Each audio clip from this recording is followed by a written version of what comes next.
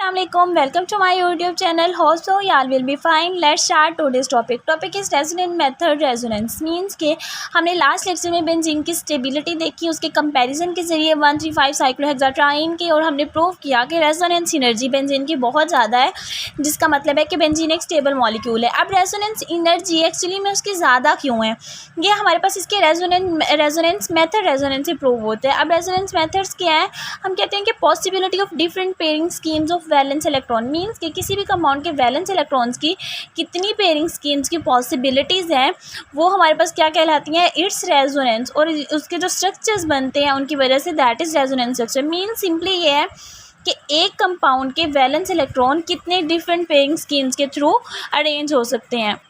अब ये जो रेजोनेंस स्ट्रक्चर्स बनते हैं हम उनको डबल हेडेड एरो से रिप्रेजेंट करते हैं। This is just like isomers. Isomers क्या थे कि हमारे पास एक ही कंपाउंड जिसके मॉलिक्यूलर फार्मूला सेम था, स्ट्रक्चरल फार्मूलाज डिफरेंट है।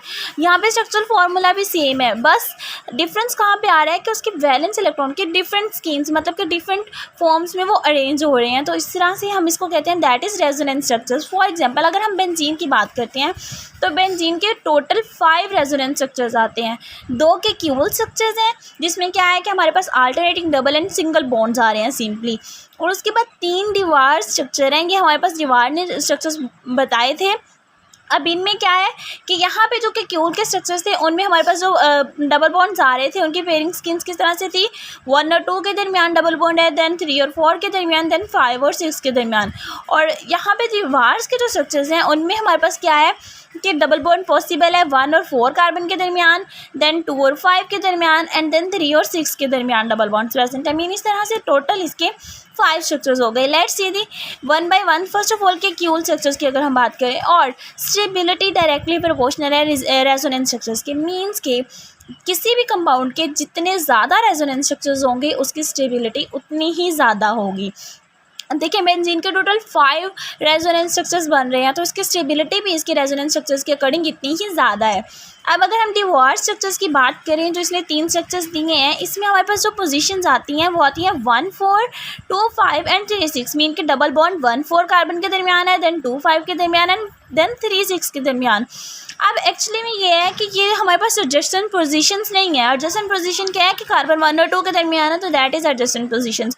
बट इसकी जो है वो पोजीशंस लार्ज डिस्टेंस पे प्रेजेंट है। अब इस लार्ज डिस्टेंस की वजह से क्या होता है कि एक्चुअली में इतनी दूर कार्बन के लिए पॉसिबल नहीं है कि कार्बन नंबर 1 और 2 को छोड़ के कार्बन नंबर 1 2 को छोड़ के कार्बन नंबर 4 के साथ जाके बॉन्ड बनाए। तो ये हमारे पास अनफेवरेबल है एनर्जेटिकली, तो इस वजह से इसकी इतनी ज़्यादा कॉन्ट्रीब्यूशंस नहीं आती, और हम नॉर्मली के क्यूल स्ट्रक्चर से ही बेंजीन को रिप्रेजेंट भी करते हैं और उसका स्ट्रक्चर यूज़ भी करते हैं।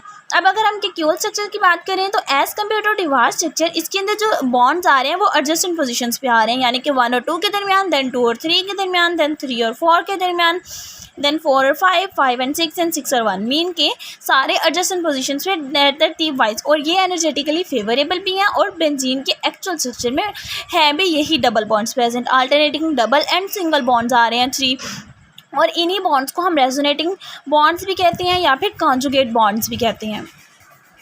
अब ये जो कि क्यूल्स का स्ट्रक्चर है इसी वजह से इसकी लार्ज कंट्रीब्यूशन है, क्योंकि वो एनर्जेटिकली भी फेवरेबल है और जस्टिफाइड भी है। मीन के कार्बन 1 और 2 के दरमियान तो बॉन्ड बना सकती है, वो कार्बन के लिए ये पॉसिबल नहीं है कि वो कार्बन 1 बॉन्ड बनाए 2 को भी छोड़ के, 3 को भी छोड़ के, डायरेक्ट 4 के साथ। तो इस वजह से हमारे पास के क्यूल के स्ट्रक्चर से ज़्यादा फेवरेबल है। और second thing is bond length. अगर हम कार्बन कार्बन बॉन्ड्स की बॉन्ड लेंथ का डिस्टेंस मेजर करें तो हमारे पास बेंजीन की जो कार्बन कार्बन बॉन्ड लेंथ का डिस्टेंस है दैट इज़ 1.397 एंगस्ट्रम।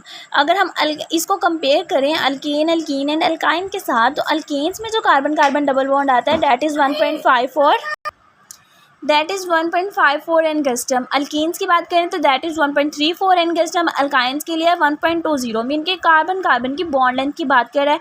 जैसे जैसे हमारे पास बॉन्ड्स इंक्रीज़ होते जा रहे हैं, कार्बन कार्बन जब सिंगल बॉन्ड था तो उनकी बॉन्ड लेंथ भी ज़्यादा थी, जब डबल बॉन्ड आया तो डिक्रीज़ हो गई बॉन्ड लेंथ, जब ट्रिपल आया तो उससे भी डिक्रीज़ हो गई। मीन के जैसे जैसे बॉन्ड उनके दरमियान इंक्रीज़ हो रहा है उसी तरह उनकी बॉन्ड लेंथ जो है वो डिक्रीज़ होती जा रही है। मीन के 2 कार्बन के मॉलिक्यूल्स एक दूसरे के ज़्यादा नियर आ रहे हैं, बॉन्ड लेंथ जो है वो डिक्रीज़ हो रही है। अगर हम बेंजीन को इनके साथ कंपेयर करें तो बेंजीन इनमें से किसी भी कैटेगरी में फॉल नहीं करती, ना तो वो अल्कीन्स के साथ है, ना अल्काइंस में, ना ही अल्केन्स के अंदर मीन के उसकी जो बॉन्ड लेंथ है वो अल्केन और अल्कीन के इन बिटवीन है and that is 1.397 angstrom. Again prove हो रहा है कि कार्बन कार्बन बॉन्ड लेंथ भी बेंजीन की अल्केन अल्कीन और अल्काइन में से किसी में फॉल नहीं करती, तो इसका मतलब है कि वो अल्केन अल्कीन और अल्काइन में से कोई मॉलिक्यूल नहीं है, बल्कि वो that is a special aromatic compound. इसकी बॉन्ड लेंथ जो होती है वो अल्केन और अल्कीन के दरमियान है। और वन मोर थिंग, इसके जो डबल एंड सिंगल बॉन्ड्स हैं उनको हम सर्कुलर फॉर्म में भी रिप्रेजेंट कर सकते हैं। जो alternating 3 double and single bonds आते हैं उनको हम के क्यूल स्ट्रक्चर्स के अकॉर्डिंग भी रिप्रेजेंट कर सकते हैं, और मोर एफिशिएंटली या फिर हम कह लें कि ज़्यादा इजीनेस के तौर पे हम इसको एज अ सर्कल ही रिप्रेजेंट कर सकते हैं, जिसका मतलब भी यही होता है कि 3 alternating double and single bonds हैं। ऑल्सो आपको वीडियो पसंद आई होगी। अगर आपको वीडियो पसंद आई है तो लाइक और सब्सक्राइब करना मत भूलिएगा। मिलते हैं नेक्स्ट वीडियो में, तब तक के लिए अपना बहुत ख्याल रखिएगा। अल्लाह हाफिज़। Thank you so much.